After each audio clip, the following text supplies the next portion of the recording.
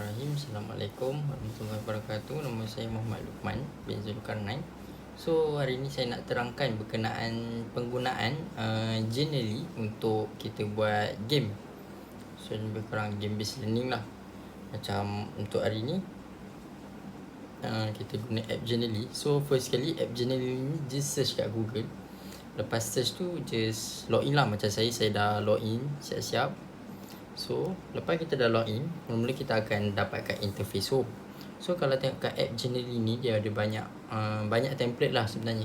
Kalau kita tengok pada template ni, ada dah bermacam-macam game untuk learning, ataupun untuk presentation pun boleh dan sebagainya, untuk pengajaran lah.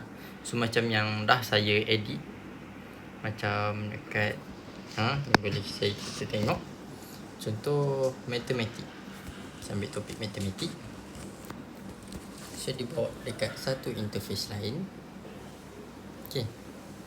So untuk kat sini, kalau boleh tengok dekat interface ni, dia lebih kurang macam Canva lah. Kalau kita dapat perhatikan, kita boleh edit. Macam dekat sekarang ni interface macam tengok dekat penjuru kanan, bucu kanan bawah ni, dia ada belah kiri ni bentuk pen, maksudnya boleh edit. Bila kita tekan bahagian mata tu, kita maksudnya view sebagai pengguna lah. Kejap lagi kita akan tengok.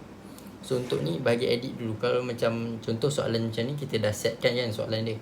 So kalau nak ubah soalan tu, just tekan lah pada nombor ni ke, nak tukar nombor lain, soalan lain dan sebagainya. So kalau macam untuk next tu, kita macam boleh ubah lah, ikutlah soalan macam mana yang kita nak dan sebagainya. Okay, jadi untuk contoh permainan, jom kita cuba main. Untuk yang ini, kita tekan dekat sini. Macam 8 dengan 2, apa yang jadi 10? So tambah lah. So kita just drag tambah ni ke sini.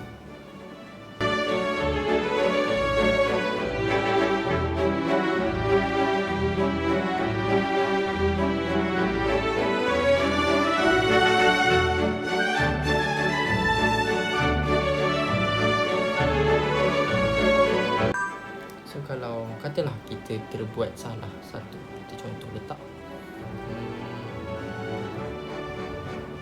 macam ni, kita letaklah apa-apa, kita letak simbol bahagi kat sini. So salah, so student boleh berpeluang untuk cuba lagi. So kita cari lagi apa yang betul.